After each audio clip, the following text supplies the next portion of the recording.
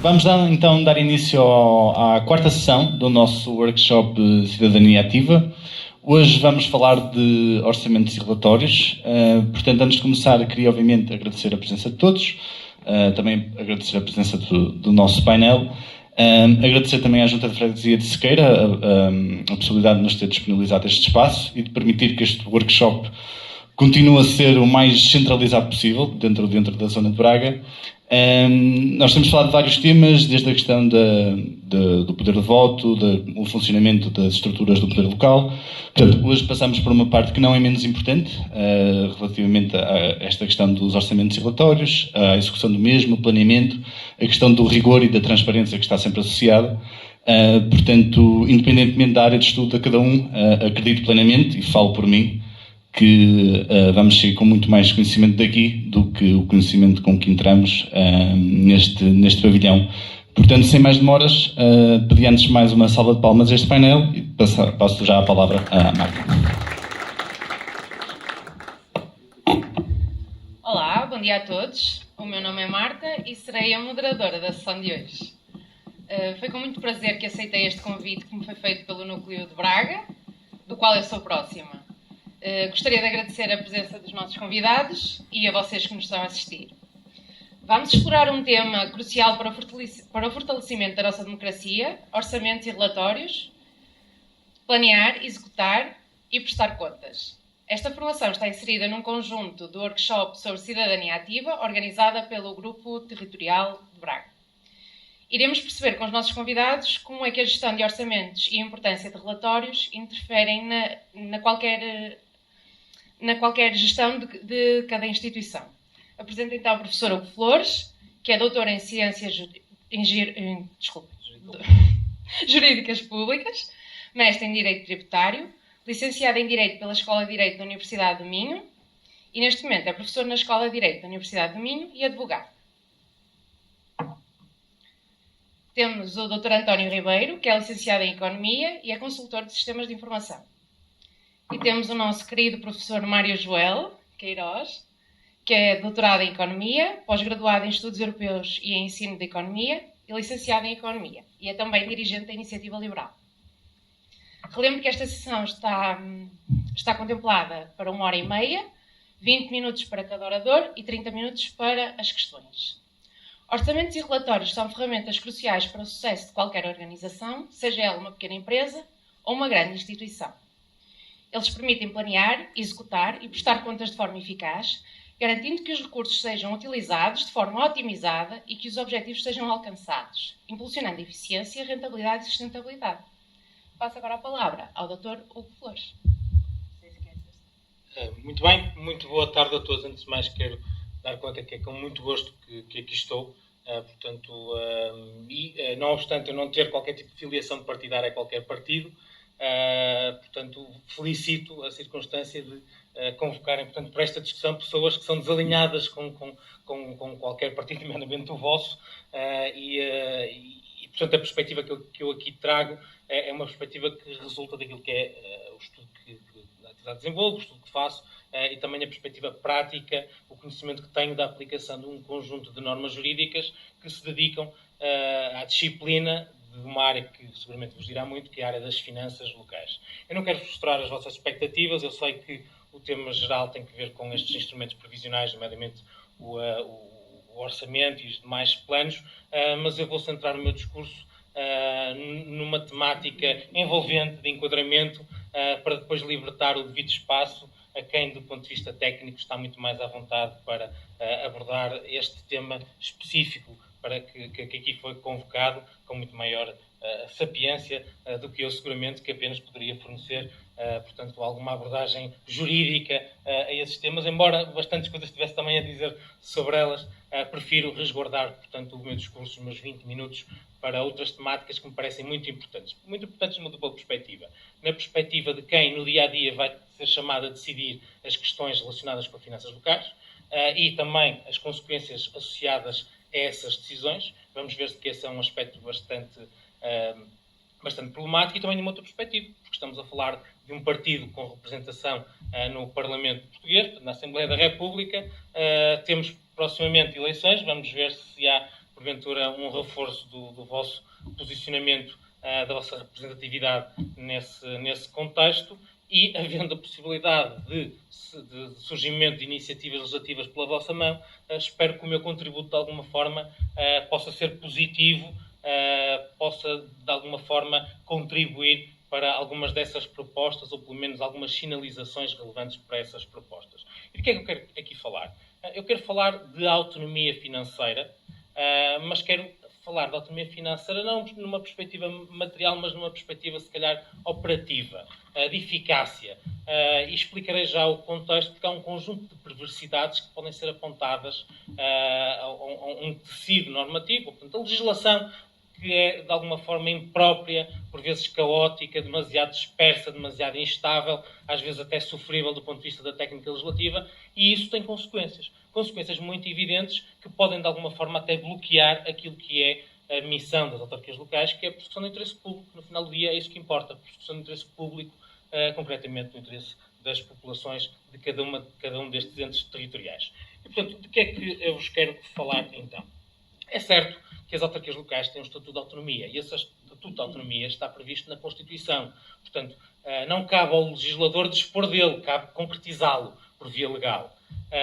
Há dimensões da autonomia local que não dizem naturalmente respeito a esta perspectiva financeira, mas como podemos perceber, a perspectiva financeira, embora seja instrumental às demais, é absolutamente essencial, porque no final do dia, sem dinheiro, nada se faz.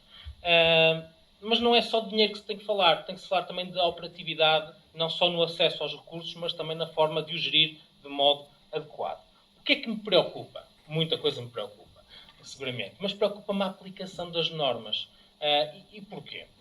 Porque o que verificamos, e eu verifico tanto numa perspectiva académica como numa perspectiva também prática, nomeadamente ao nível da consultoria que faço, no acompanhamento que faço a diversas autarquias, não é de maneira nenhuma fácil aplicar as normas que regulam as finanças locais.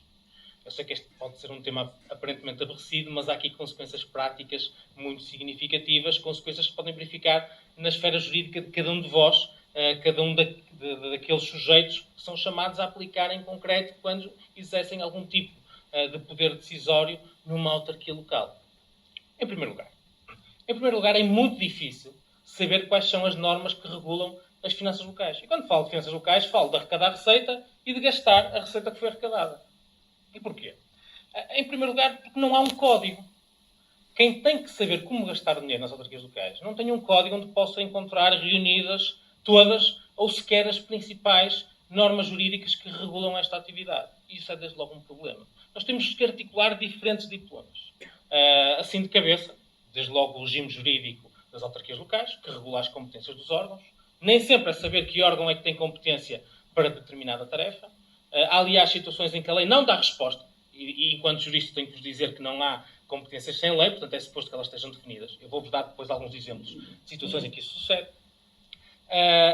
Depois, o regime jurídico, o regime financeiro das autarquias locais que tem esta nomenclatura que me parece perniciosa. Desde 2013 que nós não temos uma lei de finanças locais, temos um regime financeiro, e a minha crítica desde logo é esta. Qualquer serviço, nomeadamente um serviço com alguma autonomia, pode ter um regime financeiro. Agora, um regime financeiro não é uma lei de autonomia. A própria nomenclatura importa. Portanto, interessa retomar a noção de lei de finanças locais para que seja uma verdadeira lei de autonomia. A lei de finanças locais que nós temos hoje foi aprovada num contexto de intervenção da Troika em Portugal com grandes constrangimentos esses que colocaram em causa a própria ideia de autonomia financeira das autarquias, a própria capacidade que têm para gerir os seus assuntos, nomeadamente do ponto de vista financeiro, o acesso a recursos que é limitado, a própria forma de realizar despesa que é extremamente condicionada, o acesso a receitas, nomeadamente do ponto de vista creditício. Acredito, às vezes utilizo termos mais esdrúxulos, portanto, receitas com recurso ao financiamento bancário e outras tipologias. Portanto, parece-me que seria de recuperar a ideia de lei de finanças em vez de um regime financeiro, até para recuperar a ideia de que há aqui verdadeira autonomia, não há aqui uma subserviência ao poder central. Mas outros diplomas, como por exemplo o Código dos Contratos Públicos, têm a plena aplicação. Temos também outros diplomas que não são eminentemente financeiros, mas têm essa dimensão também, como por exemplo o regime que disciplina as empresas locais, o regime jurídico da atividade empresarial local. Temos depois um conjunto de outros diplomas que, pese embora não sejam especificamente pensados para as autarquias locais, se lhes aplicam. Pensemos na lei do Tribunal de Contas, por hipótese. Pensemos também no regime que disciplina o domínio público também no contexto local. Pensemos também em diplomas que não foram sequer pensados para as autarquias locais, não têm sequer no seu âmbito aplicativo as autarquias locais como entidades sujeitas, mas que nós temos que convocar por ausência de soluções que disciplinem essas matérias. Penso, por exemplo, no regime da Administração Financeira do Estado, que é um diploma que não sei se conhecem ou não, mas que tem um conjunto de regras a propósito do modo de gastar dinheiro, que estão presentes para a Administração Central, mas que não têm uma vontade legislativa de ser aplicados nas autarquias locais. Mas têm que ser chamados a ser aplicados neste contexto. E porquê? Porque o regime financeiro das autarquias locais, portanto a tal lei das finanças locais, não regula certas dimensões, por exemplo, do procedimento de realização de despesa, que é o procedimento que nos diz quais são os passos a tomar, desde o momento em que nós decidimos gastar até o momento em que gastamos e fazemos os pagamentos respectivos. Portanto, isto levanta, como poderão perceber, muitas dificuldades quanto a questões tão simples como saber isto aplica-se ou não. Mas, além disso, além desta dispersão, desta dificuldade em identificar as normas aplicáveis, também há muitas dificuldades na questão de saber como é que se interpretam estas normas. Qual é o sentido? O que é que pretendeu o legislador? Não é fácil saber o que é que o legislador pretendeu em cada momento, porque as normas são muitas vezes criadas de modo insuficiente, de modo débil, o que cria, como poderão perceber, aqui possibilidades variadas de interpretação. Entre diferentes possibilidades de interpretar, qual é aquela que deve prevalecer? Dir-me-ão bem, aquela que for a mais adequada, pois, mas podemos ter soluções que abstratamente se afiguram como adequadas. E depois quem é que decide qual era a solução que devia prevalecer? E o que é que acontece quando alguém que razoavelmente assumiu uma interpretação plausível e depois é confrontado com um órgão de controle que diz isto não era assim, devia ter sido feito de outra forma? É que, no final do dia, há consequências para o incumprimento. E uma coisa é aplicar sanções a quem incumpre, bem sabendo que está a incumprir. Agora, quando as pessoas razoavelmente olham para a legislação, interpretam-na de uma forma razoável e depois são confrontados por órgãos de controle, como o IGF, o Madigal, um Tribunal de Contas, com a seguinte afirmação: bem, vocês não aplicaram bem, aplicaram mal e, portanto, nós vamos aplicar sanções. Sanções significativas. Podemos estar a falar, por exemplo, sanções do ponto de vista disciplinar. Podemos estar a falar da obrigação de indemnizar, podemos estar a falar de sanções de natureza penal, de natureza contornacional, podemos estar a falar de sanções junto ao Tribunal de Contas, como, por exemplo, a aplicação de multas por incumprimento de natureza financeira, ou até a restituição de montantes que foram subtraídos aos cofres das entidades. E aqui podemos estar a falar de valores muito avultados. E tudo isto com base numa aplicação razoável de boa-fé de leis que não são claras e que, no fundo, colocaram os sujeitos perante este problema de serem afetados pessoalmente por estas consequências. E chama a atenção para o seguinte: há um princípio no direito que determina que o desconhecimento da lei não aproveita a quem incumpre. E isto levanta problemas muito, muito significativos, porque na perspectiva do Estado, não sei até que ponto é que é legítimo, quando o Estado não cumpre com a sua função de assegurar que a lei é clara e evidente, depois sancionar quem não a cumpre nos termos que foram efetivamente pretendidos. Portanto, estes são problemas que podem ser identificados de modo muito flagrante. Eu, obviamente, não tenho tempo, mas podia trazer aqui inúmeros exemplos de situações deste tipo. Mas, mais do que isso, há situações em que o legislador não consagra soluções para determinados problemas. Temos casos de omissões, de lacunas, situações em que a lei não resolveu. E nessas situações, como proceder? Diziam, bem, mas se calhar aí não atuamos, mas e a processão do interesse público? É que podemos ter aqui um problema de inoperância. Inoperância por não haver solução. E digo-vos mais, no contexto local, o que tem acontecido muitas vezes é que com alguma agilidade, alguma flexibilidade e com risco próprio, os agentes vão articulando e vão avançando com soluções porque as autarquias não podem parar. Eu vou-vos dar um exemplo flagrante de uma situação em que isto acontece, embora a maior parte das pessoas não tenha noção. Por exemplo, eu sei que isto é um exemplo complexo, mas eu vou simplificá-lo da forma da forma possível. Por exemplo, abrir um concurso ou um procedimento de qualquer natureza numa autarquia para contratar uma empreitada é um ato que não tem base normativa no nosso ordenamento jurídico. Isto é estranho. E dir-me-ão, bem, ele deve estar a dizer um disparate, porque nós bem sabemos que há empreitadas que avançam em todos os municípios e eventualmente nas freguesias. Pois bem, mas eu digo-vos o seguinte: O Código dos Contratos Públicos estabelece remissões no que diz respeito a saber quem é que tem competência para a abertura do procedimento e aprovação das peças. Depois, nós vamos ao regime jurídico de autarquias locais, que devia dar a resposta. Dizer qual é o órgão competente para esta decisão de avançar com o procedimento e aprovar as peças do procedimento de contratação. Só que não temos lá a resposta efetiva. Temos mais uma remissão. E nós vamos procurar, então, onde é que está a resposta. Quem é que autoriza a despesa? Quem é que aprova as peças do procedimento? E vamos encontrar um diploma. O diploma é o Decreto-Lei 197/99, que é um diploma que foi revogado na sua totalidade, há uns anos esta parte, na altura da aprovação do Código de Contratos Públicos, mas que depois, o diploma que o substituiu foi imediatamente revogado de seguida. E o legislador que fez foi dizer, este diploma que substituiu o anterior vai cair e nós vamos recuperar algumas normas que estavam em vigor, repestinando-as. E repestinou um conjunto de normas a propósito das competências de autorização nas autarquias locais. Só que esqueceu-se de um pormenor, aliás, eu diria de um por maior. É que as regras que dizem quem é que tem competência nos contratos de prestação de serviço e de fornecimento estão lá previstas. Só que depois havia outros artigos, nomeadamente os artigos 4º e 5º, que estabeleciam uma equiparação, dizendo qualquer coisa como nos contratos mistos e nos contratos de empreitada nós aplicamos as regras previstas para os contratos de prestação de serviços e fornecimento de bens. Portanto, os mesmos limiares de competência. Qual é o problema? Esses artigos 4º e 5º foram revogados e não foram repestinados. Ou seja, a norma equiparativa desapareceu. Portanto, na verdade, nós nem temos base legal para isto. Claro que as coisas vão passando como se o problema não existisse, mas o problema existe. E, portanto, este é apenas um pequeno exemplo de uma situação de inoperância. Dou-vos mais um exemplo, aliás, relacionado com aquilo que os meus colegas de painel irão aqui abordar. A Lei das Finanças Locais tem uma disposição a respeito dos planos previsionais, falo do orçamento, das grandes opções do plano, que incluem o plano plurianual de investimentos, atividades mais relevantes, e também um chamado quadro plurianual de programação orçamental. E depois tinha lá uma disposição que dizia o seguinte, estes documentos serão disciplinados por legislação que irá surgir. O diploma é de 2013. Sabem quando é que surgiu esta legislação? Eu digo, nunca. Nunca foi aprovado. E, portanto, a questão que se colocava era, por exemplo, a de saber, bem, este quadro é que os outros diplomas já existiam, mas, portanto, as pessoas estavam acostumadas e, portanto, já sabiam mais ou menos o que cumprir. Mas o quadro plurianual de programação orçamental foi uma inovação de 2013, que nunca foi densificada, e depois as entidades de controle diziam, vocês autarquias têm que cumprir. E as autarquias diziam, como? O que é que nós temos que fazer?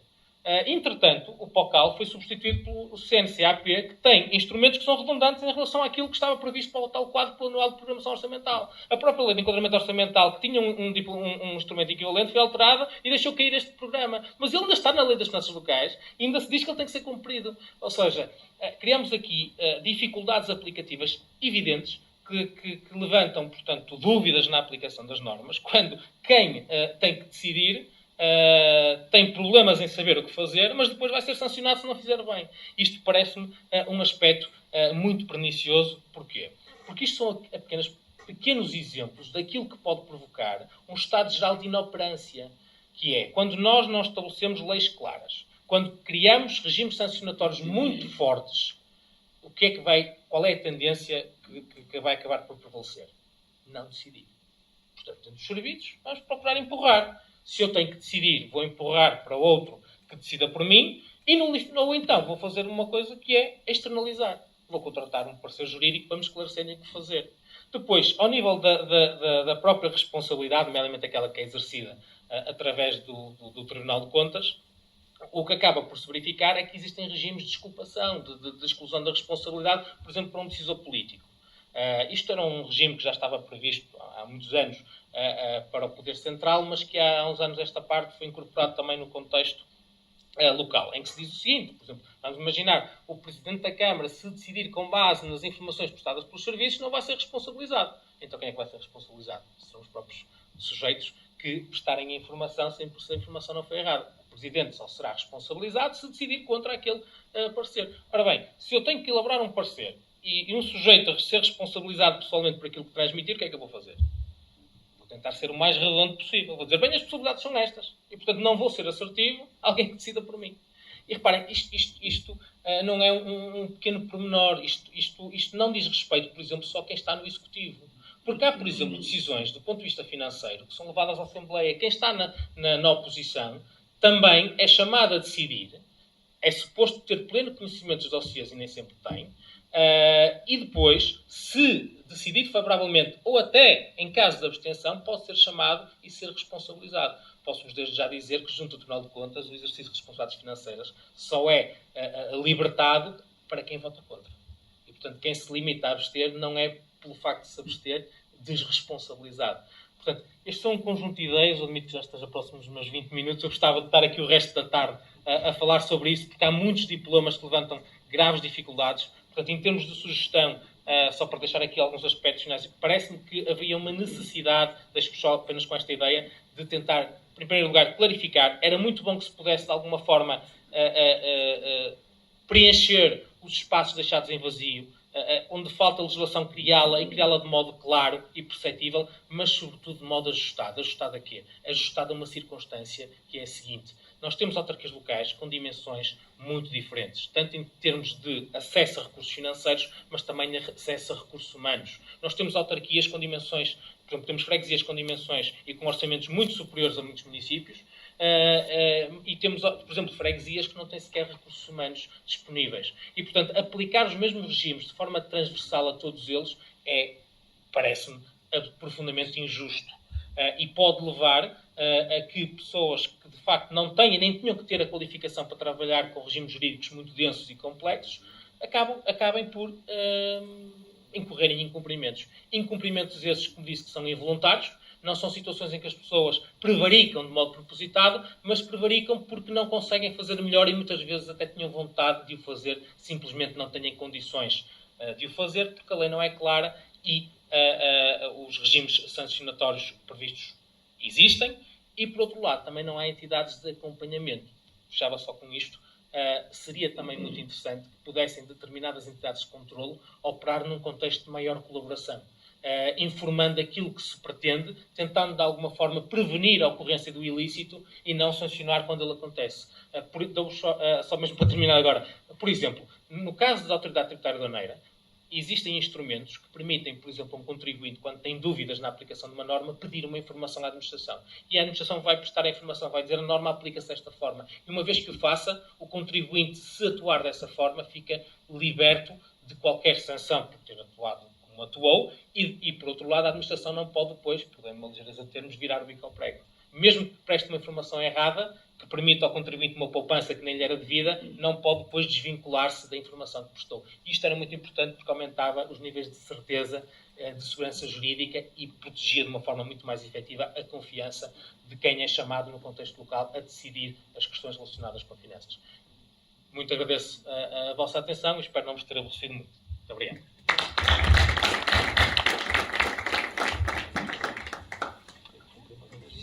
Sim, estava super dentro do tempo, obrigada.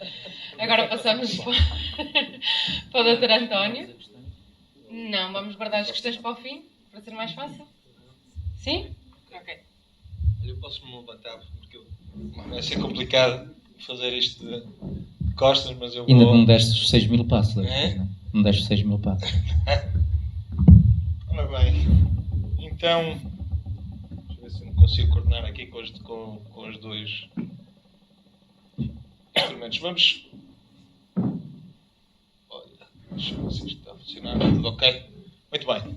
Então, o meu objetivo hoje era falar-vos um pouco sobre os trabalhos preparatórios, o que é elaborar o orçamento numa entidade da administração local. Portanto, o caso concreto que eu vos trago hoje é de uma autarquia. Mas antes de começar, e seguindo a lógica aqui da agenda, vou apresentar os conceitos-chave relevantes para quem prepara o orçamento e sobretudo ao nível da estrutura e as dimensões orçamentais que são obrigatórias para essa mesma conclusão. Falo depois, tem um slide sobre o cronograma, na prática ficarem com uma ideia que não é rigorosa, porque isto é um espaço de tempo que varia, que é variável e em que ocorre, no momento em que ocorre esses mesmos trabalhos. E finalmente, então, passo ao tal caso prático, com exemplos aqui, perdoem-me pelo facto de eu sou consultor, implemento sistemas de informação em organismos da administração central e local. Portanto, vou-me focar muito também na forma como os sistemas de informação nos podem ajudar a acompanhar e a cumprir com as fases de preparação previstas.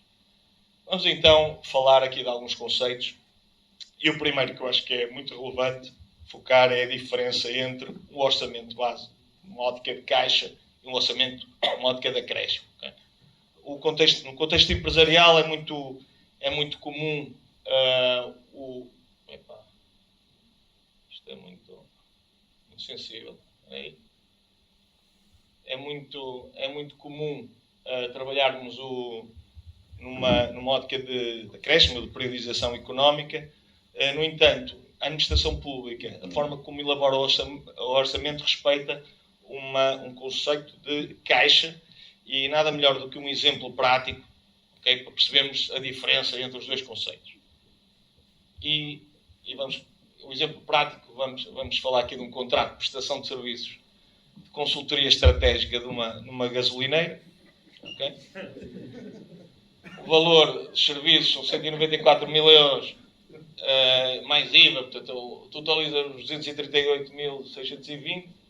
Por algum motivo, na prestação de contrato havia uma condição que tinha que ocorrer o pagamento antes das eleições autárquicas. Portanto, temos aqui um método de pagamento, ou pronto pagamento, exigido na execução do contrato, mas, por questões também que tinham a ver com um dos administradores ainda não tinha acabado o curso, e por isso iam deixar a execução do contrato para fases posteriores à realização das tarefas, e portanto, a execução física do contrato ia cumprir com este plano de execução de 30% em 2025 e 70% em 2026.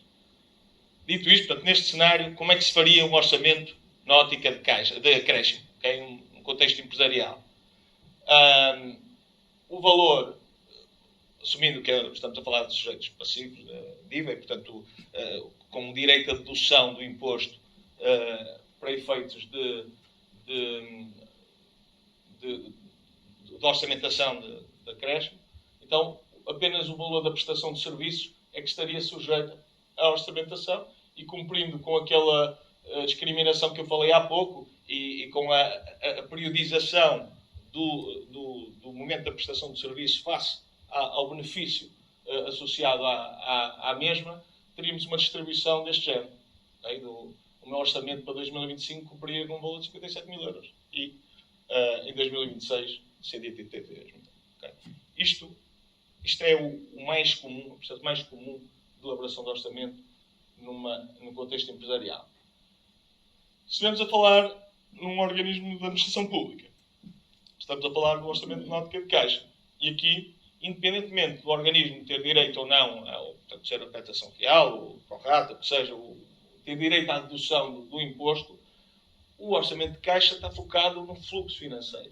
Eu tenho que prever no meu orçamento o valor integral da fatura, incluindo o imposto, daí que o meu orçamento em 2025 incluísse o valor integral do pagamento a efetuar, e em 2026 não teria que estimar esta verba. No entanto, se complicarmos um pouco, vamos imaginar que afinal não corria, o serviço não foi prestado, ou se aquele compromisso assumido acabou por não ser pago naquele exercício económico. O que é que acontece em termos orçamentais? Nós temos que voltar a incluir essa execução, esse compromisso no orçamento do ano seguinte. Que às vezes também cria, não necessariamente no orçamento inicial, ok? O orçamento inicial, quando é elaborado, já vamos falar mais à frente, ainda nem sequer tem estas verbas previstas, tudo aquilo que vai ser não pago não é sequer expectável e conhecido. No entanto, o orçamento corrigido, após a integração do saldo de gerência, inclui um valor deste montante que teria que ser suportado para o orçamento do ano seguinte.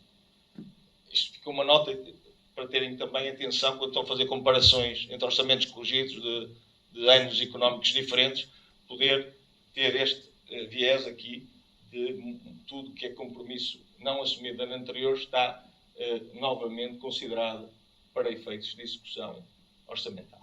Okay? Pronto. Isto era o primeiro ponto, para distinguir a lógica de caixa do acréscimo. Depois, em termos de estrutura formal do orçamento de uma autarquia, uma das dimensões que é relevante é o plano orgânico, portanto, a estrutura orgânica do município. Há 3 grandes dimensões de análise, que é a Assembleia Municipal, a Câmara e as operações financeiras. Nesta última é onde se concentram os empréstimos, portanto, a despesa e a receita não efetiva. Ao nível da Câmara Municipal, há software, conheço um que suporta esse tipo de possibilidades, que permitem que se faça a discriminação do orçamento ao nível da direção municipal, okay, das direções municipais. Elas podem contribuir para um orçamento consolidado e, no entanto, sem que se esteja a condicionar depois a execução ao nível de cada um dos departamentos. Portanto, pode ser o controle feito ao nível da Câmara, mas o contributo individualizado e discriminado por direção municipal. Outro elemento relevante e outra dimensão orçamental importante para quem trata e prepara o orçamento é o classificador económico, quer da despesa, quer da receita. Portanto, quem elabora, os técnicos que elaboram o orçamento, preparam o orçamento, tem que discriminar.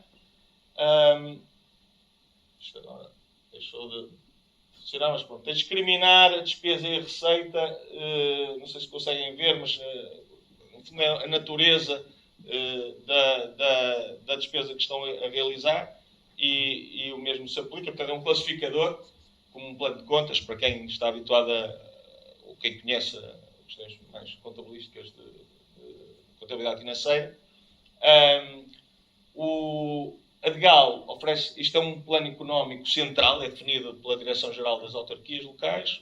As câmaras podem desagregar este plano a um nível mais baixo, mas para efeitos de reporte e de consolidação de contas para a Direção-Geral, tem que responder e respeitar este classificador central.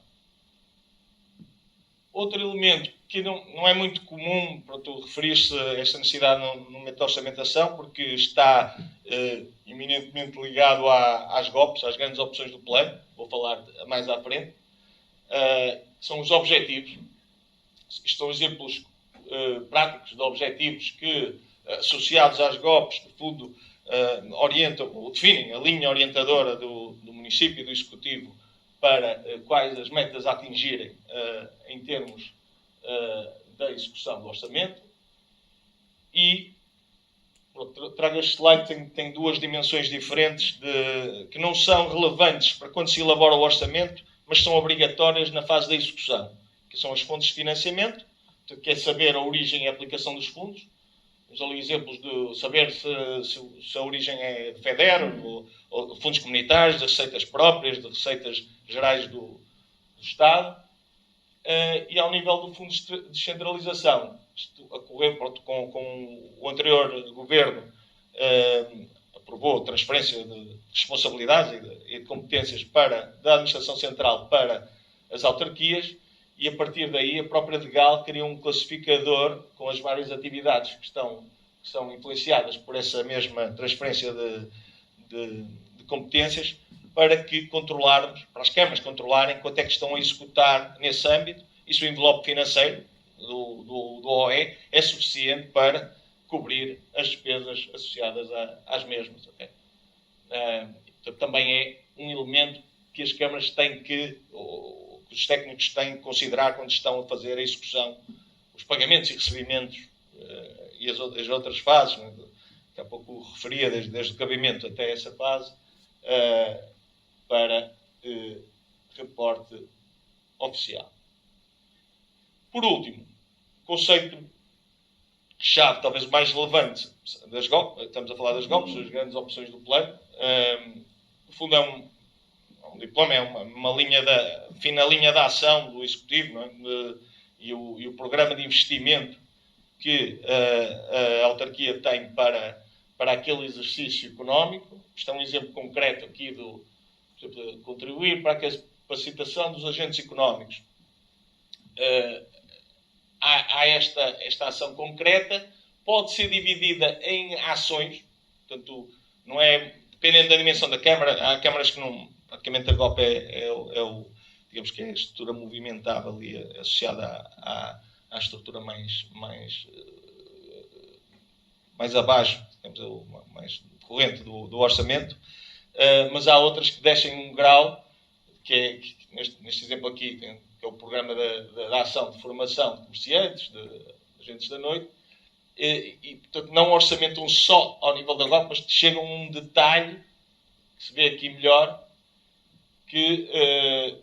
onde consolidam a GOP e o seu objetivo, onde discriminam por orgânica, portanto, por plano, pelo tal direção municipal e por serviço, qual é o valor que tem estimado executar neste ano dentro deste contexto, com o tal classificador económico que vos apresentei no início, e dependendo da GOP ser plurianual ou anual, depois posso ter uma estimativa do valor que eu tenho para executar no ano ou em anos futuros. Okay? O que também referiu há pouco, as GOPs têm essa característica de poder ser um PPI, para estar enquadradas num plano plurianual de investimento, ou então um plano, os pares, a atividade mais relevante. Aqui o PPI, o próprio nome indica, portanto, implica um investimento, um aumento do património líquido do município, mas também tem ali a palavra plurianual, e muitas vezes as câmaras simplificam, até por questões políticas, não é? Porque fica bem também dizer que, em termos de PPI, a execução é relevante. Praticamente consideram tudo PPI.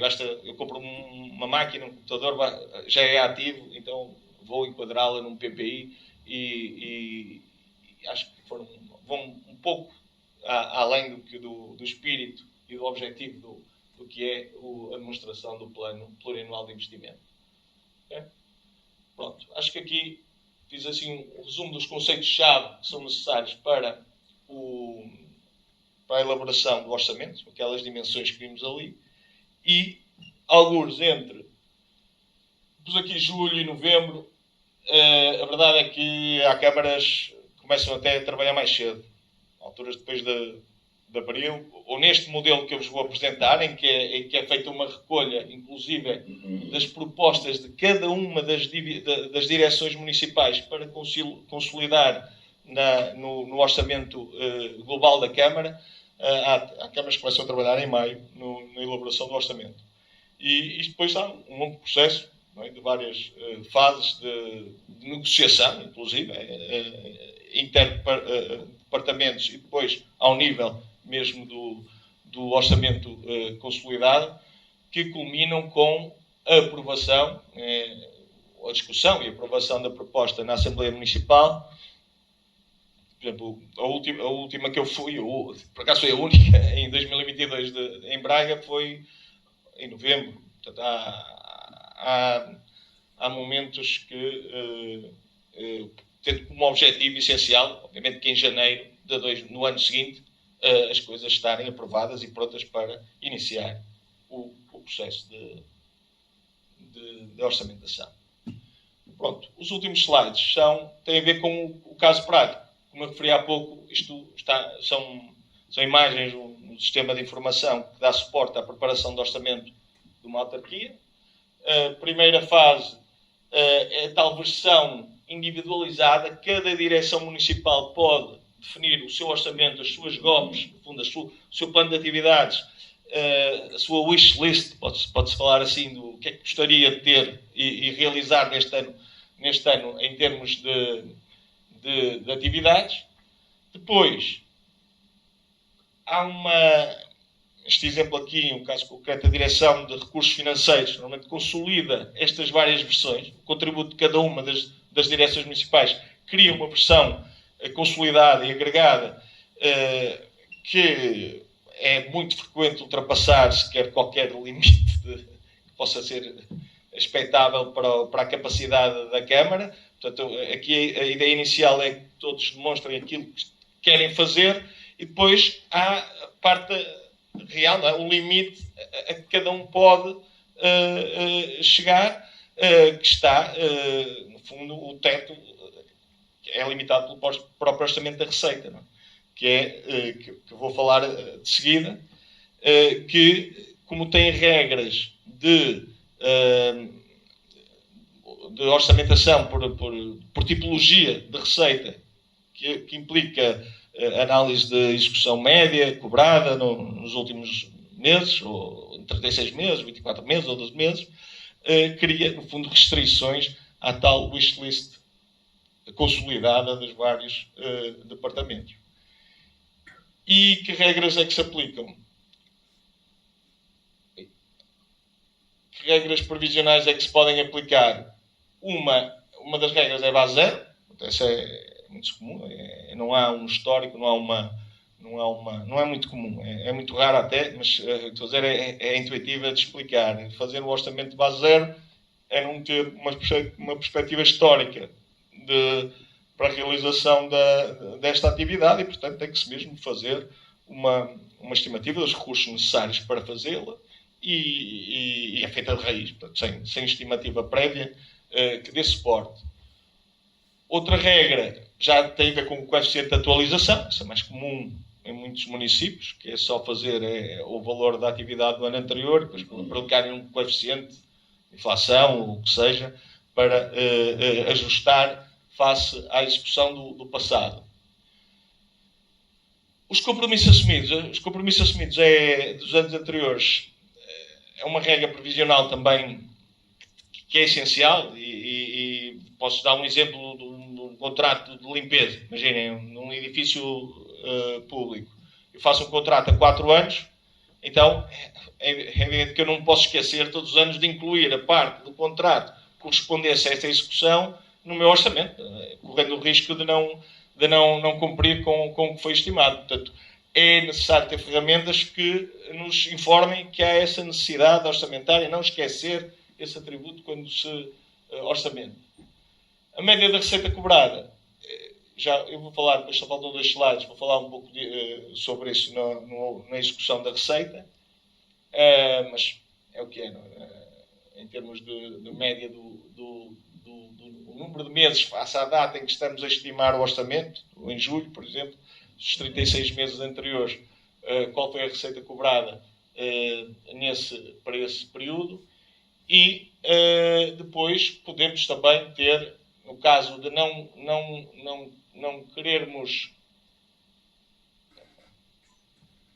queremos utilizar a média, mas queremos ser a taxa de execução do exercício integral do ano anterior, também podemos assumir esse contexto, finalmente o valor fixo, que é mesmo o que é, um valor fixo. Não sei se conseguem, pois, eu tinha receio que este slide depois ficasse assim um pouco perceptível, mas isto é uma imagem, um dashboard, uma interface para um utilizador, um técnico que está a fazer o orçamento da despesa num organismo ou numa autarquia, a visão que ele tem quando prepara 2025 para cada uma das GOPs, ação, plano económico e plano orgânico, que dados é que pode ter ou que necessita para tomar a decisão, compromissos assumidos ainda durante o exercício em que está a orçamentar, estamos a falar do primeiro semestre, normalmente. Depois, os compromissos futuros, para ter uma visão daqueles tais contratos plurianuais que eu vos falei, tipo aquilo que eu tenho que obrigatoriamente incluir no meu orçamento, não posso esquecer, porque já está contratualmente definido. Ter uma visão do meu orçamento atual e as alterações orçamentais que eu já promovi durante o ano para comparativo em termos de execução, do orçamento corrigido, face àquilo que eu vou estimar para o exercício seguinte. E pronto, acho que aqui dá para perceber que cada vez mais, sem o suporte de sistemas de informação, imagino que isto seja uma tarefa complexa e de dimensão, então em câmaras com dimensão como a Câmara de Braga, de Porto ou equivalentes, é um trabalho com muita dificuldade técnica de implementação.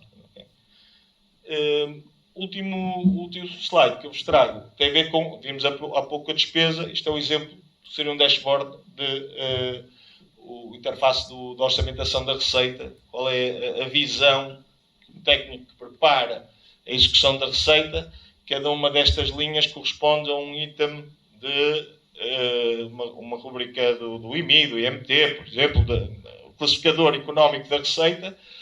Aqui já não há a discriminação e desagregação por GOP, a receita é mais simples em termos de complexidade orçamental, mas temos que ter aqui a tal visão plurianual, porque se há itens como o IMI, normalmente os impostos, IMI, aplica-se a regra de previsional da média cobrada nos últimos 36 meses, então aqui eu tenho essa visão integral desde 3 anos anteriores, percebi como é que foi a execução e de como é que ela vai impactar o orçamento para o ano seguinte, neste caso, que é aquilo que eu estou a estimar. Há outras rúbricas, mais de transferências do OE, transferências de fundos comunitários, em que se pode aplicar uma regra de média inferior, portanto 24 meses, por exemplo. Isto obviamente, procura evitar que em anos em que há uma volatilidade superior em determinadas rúbricas orçamentais, isso não condicione excessivamente e permita que o orçamento seja mais prudente, no fundo, em termos de previsão para o ano futuro. Ok? Pronto. E era isto. Mário, passo-te a palavra. Está aqui contigo.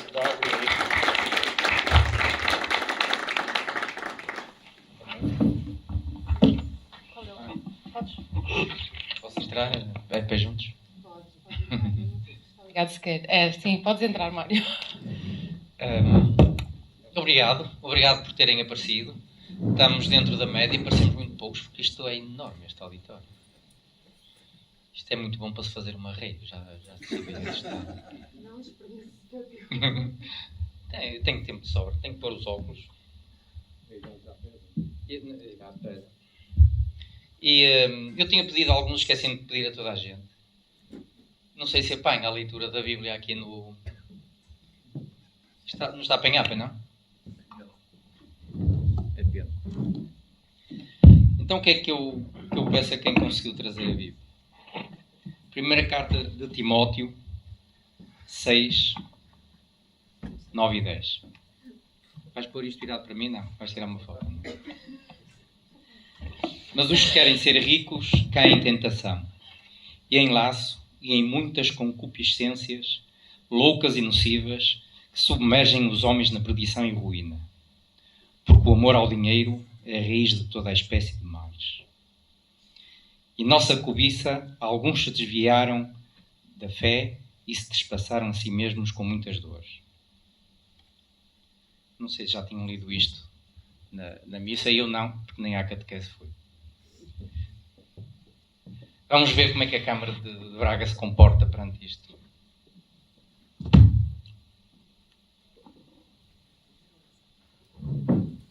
Pronto, isto era o programa de nós os três, eu fiquei com o último.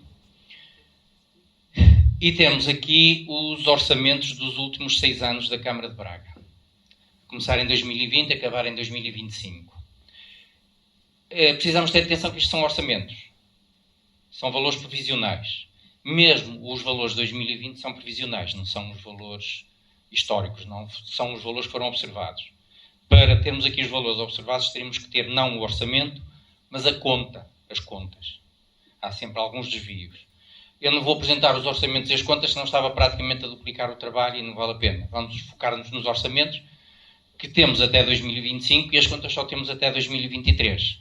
Vamos estar prontas, penso eu, lá para maio, o habitual é isso.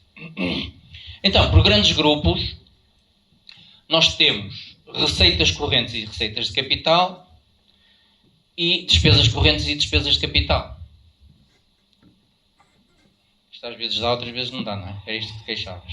Ok, não sei se dá para ver aí. Vejam os totais. São iguais. Não temos nem déficit nem superávit. Como é que isto é possível? Sempre tudo certinho, contas certas. Tem que ser. Quando fazemos um orçamento tem que bater tudo certo. Não há hipótese. Primeiro, já reparámos nos totais, já reparámos que não há déficit nem superávit, nunca, mas era assim que o PSD e era assim que o PS. E foi assim com o Sócrates. Os orçamentos a bater zero. O que é que são receitas, despesas e despesas correntes? O que é que são receitas e despesas de capital? Bom, isto é fácil. Despesas correntes e receitas correntes é aquilo que tem a ver com a atividade normal eu ia dizer da empresa, estou habituado a falar em empresa, da Câmara, do organismo. Receitas de impostos, receitas de taxas, os pagamentos, as despesas são pagamentos ao pessoal, aqueles pagamentos no dia-a-dia que não têm caráter excepcional, têm caráter cíclico. E as de capital são aquelas que têm caráter excepcional. Não é o excepcional, não aconteceu, não quer dizer que aconteceu por acaso, tem caráter de não se repetir.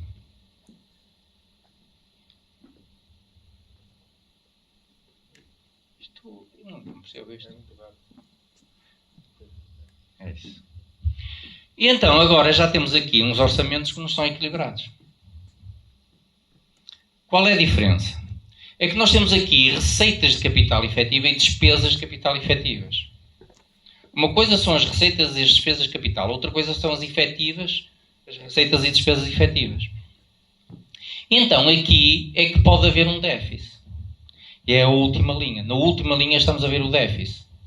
Quer dizer, em 2020 temos um superávit. E depois temos sempre déficit. Não é problemático. Aquilo não é problema. O que quer dizer é que a Câmara de Braga precisou de se endividar por algum motivo.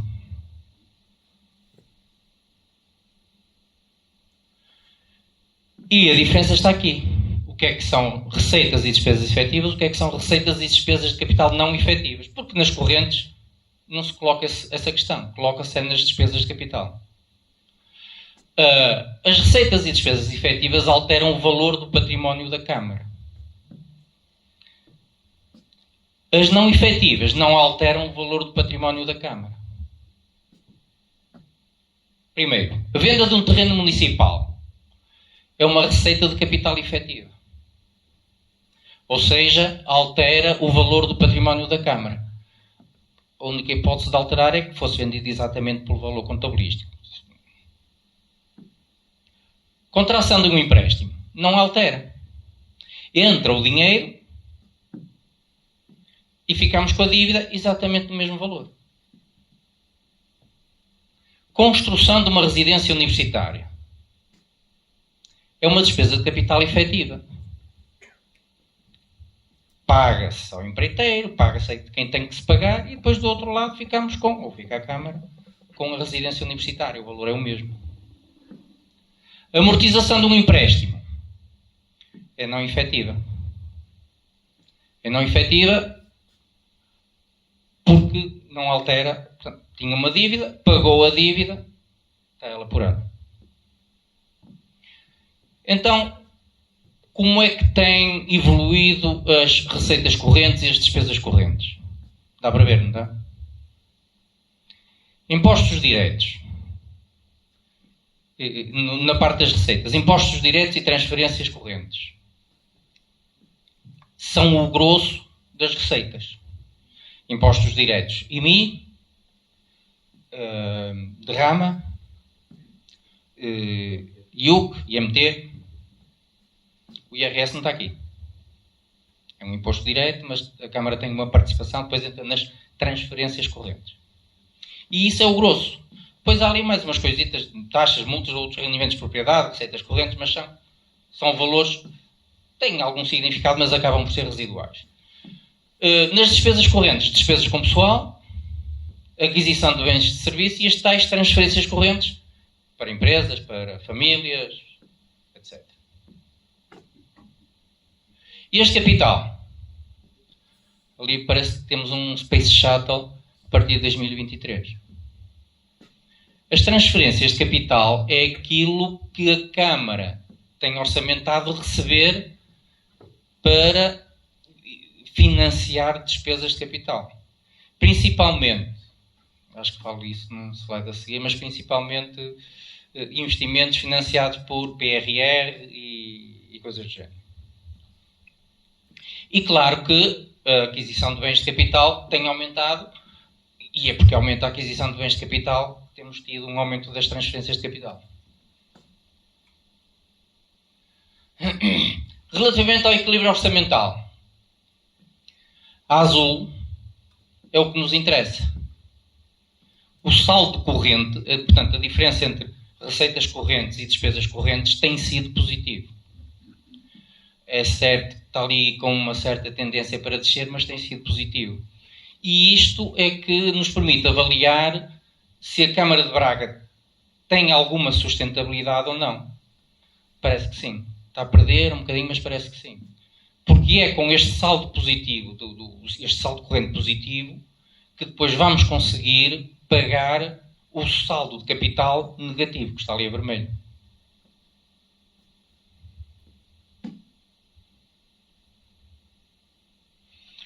De onde é que vem o dinheiro? As transferências de capital aumentaram de 9% para 27% do total. As transferências correntes, mais ou menos, mantiveram-se. Isto de 2020 a 2025. E os impostos diretos, o peso diminuiu. Lembro-me de, penso que não estou enganado, numa Assembleia ter sido referido que era o orçamento em que tinha havido uma diminuição dos impostos diretos no peso. Pois tem. Não é que eles tenham diminuído, mas é porque houve um grande aumento das transferências de capital. Em 2025, de onde é que tem vindo o dinheiro? IMI, vejam aquela fatia do IMI, 17%. As transferências para a educação, que é algo recente, 2025 é o terceiro ano, não é, Bruno? 23, 24, 25, é? 22? Então é o quarto ano. É isso. Educação, IMT, derrama, a participação no IRS e os dividendos das empresas municipais, mas depois também se paga, portanto o que se paga é superior a isto. E o resto naquele acho que é à volta de 40% o resto. Portanto, como vem, o IMI, IMT, derrama e também a participação no IRS são relevantes.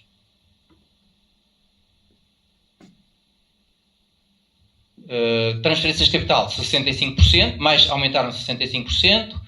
O financiamento comunitário é 78% das transferências de capital. E depois isso vê-se a contrapartida no plano de investimentos. Os empréstimos obtidos aumentaram 118%, o tal 12 mil milhões, não é? Quanto é que era? 12 milhões para quanto é que era? 12 milhões para reparar vias do empréstimo, vias públicas, iluminação, não sei.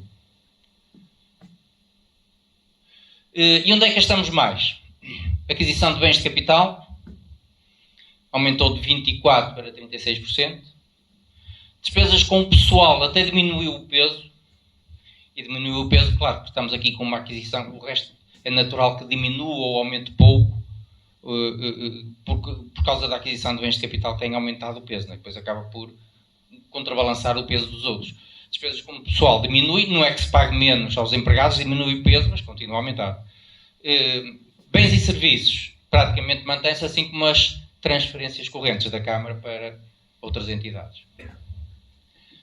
Em 2025, portanto, o anterior é nos últimos 6 anos. Em 2025, quando é que gastamos mais? É o pessoal, lá está. Não recebem menos. Pessoal, outros serviços, empresas municipais. As empresas municipais entregam dividendos à Câmara, mas levam mais do que aos dividendos que entregam. Famílias, transferências para famílias, instituições sem fins lucrativos, freguesias e depois várias coisas com pequeno significado individual. O plano de investimentos, falava há bocado, é composto principalmente pelo quê? A fábrica Confiança, a residência universitária que está a ser construída, O túnel rodoviário, musealização da área das Carvalheiras, várias requalificações, Media Art Center, Mosteiro de Tivais, EV1 Bairro Económico, EV1 Quinta da Veiga, construção da unidade local de saúde do Campos de Vilar, requalificação de Ribeiro de Castro, mobilidade e eficiência energética. E agora, relativamente às demonstrações financeiras. O que é isto? Balanço e demonstração dos resultados. Porque o anterior, o que vimos até agora, é a parte da contabilidade orçamental. Agora entramos aqui no SNCAP. Assim então? No acréscimo. No Agora, acréscimo. então, aquele exemplo do caixa, estes mapas são feitos na base da acréscimo. ADR e...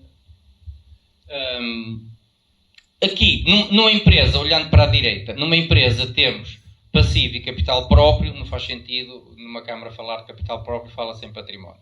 Enfim, ao cabo, vai dar a evolução, é claro que também há uma regra na contabilidade em que o ativo tem que ser igual nas câmaras, entidades públicas, tem que ser igual ao ativo, igual ao património passivo. Não é? Qualquer movimento de débito tem que ser compensado de igual valor pelo movimento a crédito. Como é que tem evoluído? Houve ali um salto de 2021 para 2022. Porquê é que houve este salto? Tu não posso falar. Tu também não. Tu não podes falar também. Tu e o Bruno não podem falar. Porquê é que houve aquele salto? Ideias? Não há ideias? Porquê é que houve aquele salto? O estádio. O estádio foi em 2024. Não, foi... Pronto, agora já posso falar. Diz lá, Manuel. Sim. Principalmente educação, exato, foi primeiro, e depois foi a ação social, não é? E saúde. E portanto houve que obter mais o cheque, não é? O cheque para pagar estas despesas e depois vêm as despesas, como é evidente. Mas o que vemos aqui é que, primeiro, eu acho que digo isso a seguir, mas fala-se já, está aqui a imagem. O ativo não corrente é aquele ativo que é aquilo que se chamava imobilizado de antes, são os investimentos, é aquele ativo que não vai variando ou varia pouco de ano para ano, tem caráter fixo, como imóveis e meios de transporte, etc. É a grande parte do ativo, só há ali uma pequena parte, aquele azul claro, que é o ativo não corrente. E o património também é o grosso do lado direito, é o grosso do crédito, ou seja, são capitais próprios da Câmara que estão a financiar o próprio ativo da Câmara. O equilíbrio financeiro, isto é retirado do último relatório da Câmara. O aumento em 2022 resulta de um trabalho de reconhecimento e mensuração de todos os ativos municipais conforme exigido pelas normas de contabilidade pública. O património acaba por ser um reflexo do aumento do ativo.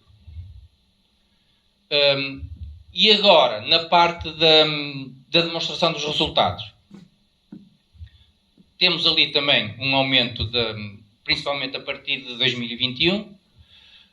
O grosso é a receita fiscal e depois as transferências e subsídios. E depois há mais qualquer coisita de outros rendimentos. Os juros obtidos nem se percebem-se ali só em 2019. E na parte dos gastos. E nos gastos eu incluí o resultado líquido. O resultado líquido é o que sobra, depois de se pagar todos os gastos. Convém para terem exatamente o mesmo formato. Temos fornecimentos e serviços externos, pessoal, transferências e subsídios, depreciações e amortizações, e depois outros gastos e um resultado líquido bem pequenino, o que não é de estranhar. A autonomia financeira, em termos de equilíbrio, a autonomia financeira é enorme. Portanto, passa de 79 para 91, quer dizer que 91% do ativo é financiado por capitais próprios da Câmara. E depois, ainda se formos analisar os capitais permanentes, que inclui os capitais próprios mais a dívida de médio e longo prazo, vemos que é 95% do ativo está a ser financiado por capitais permanentes, ou seja, capitais próprios ou o património, mais empréstimos de médio e longo prazo. O património aumenta bastante com a reavaliação do ativo em 2022. E acabou. Acabou. É isso. Eu queria agradecer-vos a vossa presença. Quero agradecer imenso aos nossos convidados. Foi uma sessão muito produtiva, a meu ver. Queria relembrar-vos que no próximo sábado, dia 29 de março, continuamos este workshop com o tema Economia e Finanças Públicas do Estado Mínimo à Tributação Justa, e que vai ser na Biblioteca Lúcio Craveiro da Silva, no centro da cidade. Espero que vocês apareçam. Muito obrigada.